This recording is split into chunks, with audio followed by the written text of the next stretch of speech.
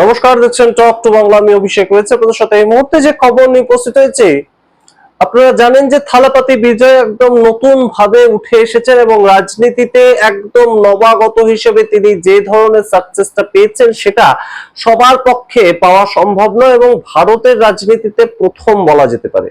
একদম thumping majority নিয়ে থালাপতি বিজয় এলেন, কিন্তু সেই থালাপতি বিজয়ের পার্টি সেটাকেও এবার ভাঙানোর চেষ্টা, এবং শুধু পার্টি নয় বরঞ্চ সরকার ভাঙানোর চেষ্টা আপনারা বলতে পারেন। এরকম একটা প্রেক্ষাপট তৈরি হয়েছে। তার কারণ 15 জন এমএলএ তাদেরকে সম্পূর্ণ দল থেকে ভাঙিয়ে নিয়ে যাওয়ার প্রস্তাব এসেছিল এবং সেই ক্ষেত্রে শেষ মুহূর্তে থালাপতি বিজয় তিনি নিজে একদম সম্পূর্ণ বিষয়টাকে কন্ট্রোল করেন এবং তার ইন্টেলিজেন্স দিয়ে 3জন ব্যক্তি গ্রেপ্তারও পর্যন্ত হয়েছেন এবং শেষ পর্যন্ত তার সরকার রক্ষা পায়। আপনারা জানেন এই মুহূর্তে থালাপতি বিজয়ের যে পার্টি সেটা নিজেরা 107টা আসন পেয়েছিল, 108টা পেয়েছিল, কিন্তু থালাপতি বিজয় যেহেতু নিজেই 2টো আসন পেয়েছিলেন তো 107 কাউন্ট করা হবে।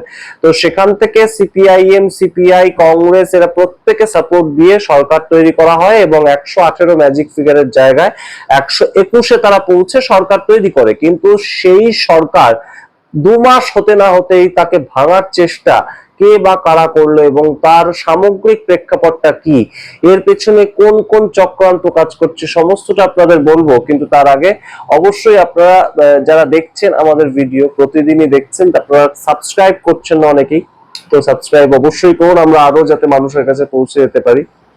অবশ্যই শেষ অবধি দেখুন এই ভিডিও এবং অবশ্যই জয়েন বাটন ক্লিক করে আমাদের মেম্বারশিপ গ্রহণ করলে আমরা অনেকটা এগিয়ে যাব। আপনাদেরকে জানাই এই মুহূর্তে যে 15 জন এমএলএ যদি ভেঙে নেওয়া হতো 121-এর থেকে, সংখ্যাটা কিন্তু অবশ্যই 118-র নিচে যে নামতো সেটা তো বটেই, এবং এই যে 15 জন এমএলএ কে নিয়ে চলে যাওয়া হতো, তার পরবর্তী থালাপতি বিজয়ের সরকারটা টিকতো কিনা সেটা কিন্তু সন্দেহ।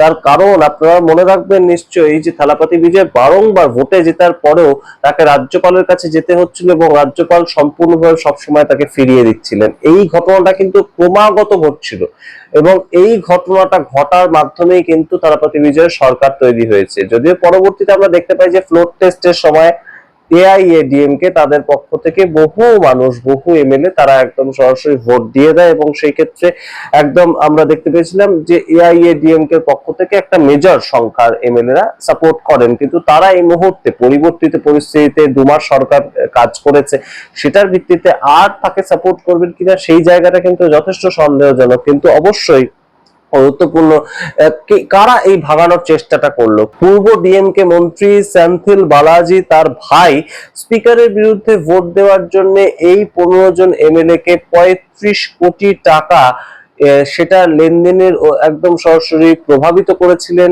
35 কোটি টাকা দেওয়া হবে তাদেরকে, এ ধরনের একটা প্রস্তাব দেওয়া হয়েছিল এবং তার পক্ষে ভোট দিতে হবে যে একদম সরাসরি স্পিকারের বিরুদ্ধে, অর্থাৎ স্পিকারকে তারা মানছেন না, এইরকম একটা প্রেক্ষাপট। এবং অবশ্যই সেটা থালাপতি বিজয়ের পার্টির থেকে যেহেতু একজন স্পিকার নির্বাচিত হয়েছেন, তো বোঝাই যাচ্ছে যে সরকার ফেলে দেওয়ার একটা সম্পূর্ণ চক্রান্ত কিন্তু তৈরি হয়েছিল। কিন্তু সেই ক্ষেত্রে ইন্টেলিজেন্স অবশ্যই কাজ করে, পুলিশের ইন্টেলিজেন্সের এই একদম সময় মতন খবরটা চলে আসে এবং তারা সিএম কে খবর দেয় এবং সঙ্গে সঙ্গে কিন্তু টিভিকে পার্টির পক্ষ থেকে এই 15 জন এমএলএ এর সঙ্গে যেমন যোগাযোগ করা হয়, ঠিক তেমনভাবে সরকারের ইন্টেলিজেন্সের পক্ষ থেকে 3জনকে গ্রেপ্তার করা হয়েছিল যারা এই ঘটনার সঙ্গে সম্পূর্ণভাবে যুক্ত ছিল।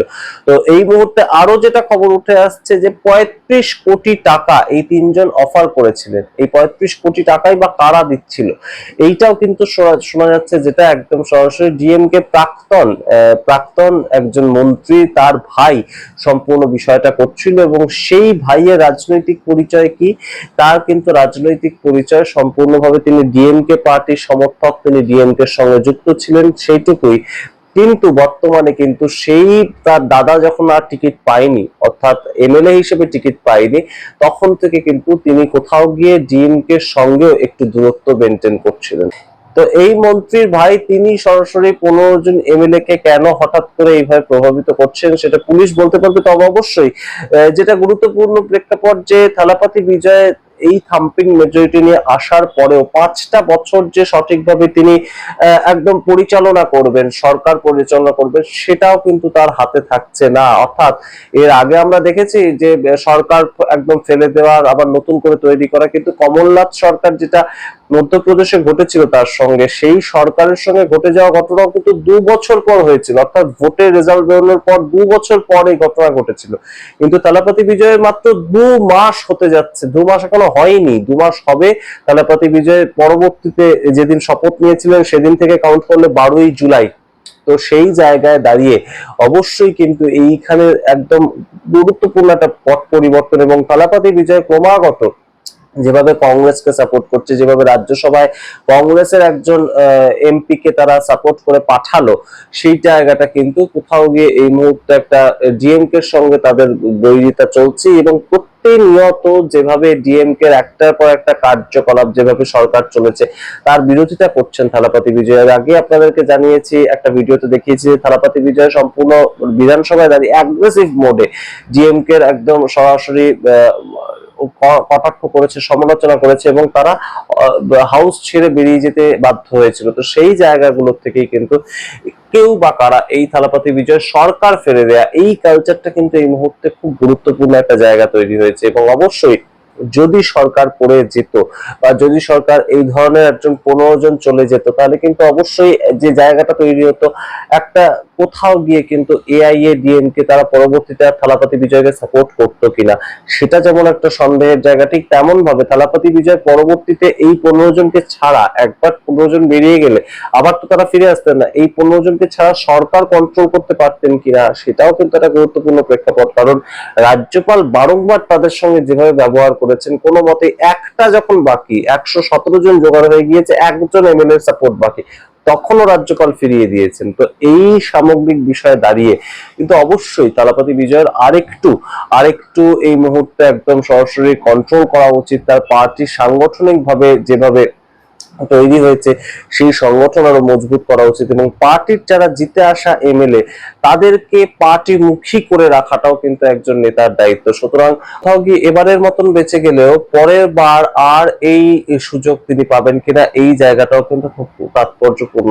অর্থাৎ সেই দিক থেকে কিন্তু কংগ্রেস কিংবা একদম সিপিআই বা সিপিআইএম তাদের সঙ্গে একটু হলেও কিন্তু তাদের জোটবদ্ধ হয়ে কথাবার্তা বলা দরকার, এবং থালাপতি বিজয় যেভাবে নতুন সরকার চালাচ্ছেন সেই সরকারের উপরেও কিন্তু নজর রয়েছে, তাদেরকে ভাঙিয়ে নিয়ে যাওয়ার একটা প্রেক্ষাপট তৈরি হয়েছে। এবং পুলিশের ইন্টেলিজেন্স যদি এবারে সঠিকভাবে কাজ না করতো, সঠিকভাবে তাদেরকে গ্রেপ্তার না করতো এই 3 জন ব্যক্তিকে, তাহলে কিন্তু অবশ্যই এই মুহূর্তেই হয়তো সম্পূর্ণ সরকারটা ভেঙে যেতে পারতো। এই বিষয়টা আরো তাৎপর্যপূর্ণ হয়ে উঠছে। আপনারা কি মনে করেন অবশ্যই কমেন্ট বক্সে কমেন্ট করুন। যেভাবে সরকার ভাঙার একটা রীতিমতন রাজনৈতিক সমীকরণ নতুন ভারতের রাজনীতিতে তৈরি হয়েছে, সেখানে কিন্তু 2 মাসের সরকার তারাও বাদ যাচ্ছে না। কোথাও গিয়ে আমরা দেখতে পেয়েছি যে একদম এমপি ভেঙে নিয়ে যাওয়া হচ্ছে, কোথাও গিয়ে দেখতে পেয়েছি যে একদম পার্টির প্রতীক শুদ্ধ ছিনিয়ে নিয়ে যাওয়া হচ্ছে। কিন্তু এই ক্ষেত্রে একদম সরকার ফেলে দেওয়ার প্রেক্ষাপট, একদম জিতে আসা সরকার, সেটা কোথাও গিয়ে কিন্তু একদম নতুন একটা জায়গা। এবং 2 মাসের জিতে আসা সরকার, যাদের হানিমুন পিরিয়ড চলছে, সেই সরকারকে কেউ কটাক্ষ করেন না। যে কোনো সরকার যখন সবে তৈরি হয়, তারা 6 মাস 1 বছর যেমনই কাজ করুন না কেন, তাদের কেউ কোনোভাবে কটাক্ষ করেন না, এবং কোনো ধরনের কোনো সমালোচনাও তাদের উদ্দেশ্যে এই মুহূর্তে আসতে পারে না। সেই জায়গাগুলো কিন্তু অবশ্যই আরো গুরুত্বপূর্ণ ভাবে এই মুহূর্তে তৈরি হচ্ছে, যে সেই সরকারকে ভাঙার একটা প্রেক্ষাপট তৈরি হয়েছে। তো এই পার্টির সংগঠন বাড়াতে হবে, পার্টির নিজেদের নেতাদের নিজেদের মুখী করে রাখতে হবে, এবং অবশ্যই প্রতিনিয়ত কিন্তু ইন্টেলিজেন্সের উপরে নজর রাখতে হবে থালাপতি বিজয়কে। আমরা দেখবো পরবর্তীতে কি হয়, এবং ডিএমকে এই যারা ধরা পড়েছে, ডিএমকে তরফ থেকে যারা ডিএমকে মন্ত্রীর ভাইয়ের একদম সংযুক্ত ছিল তাদের সঙ্গে, তো তাদের পরবর্তীতে কি হয় সমস্তটাই আমরা দেখবো। অবশ্যই আপনারা দেখতে থাকুন টক টু বাংলা। আপনাদের মতামত কমেন্ট বক্সে কমেন্ট করুন। বদলে যাওয়া রাজনীতির নতুন চেহারা, সেটাকে আপনারা কিভাবে দেখছেন অবশ্যই আপনাদের মতামত জানান। অবশ্যই সাবস্ক্রাইব করতে ভুলবেন না, এবং অবশ্যই জয়েন বাটন ক্লিক করে মেম্বারশিপ গ্রহণ করলে আমরা অবশ্যই অনেকটাই এগিয়ে যেতে সাহস পাবো। ধন্যবাদ।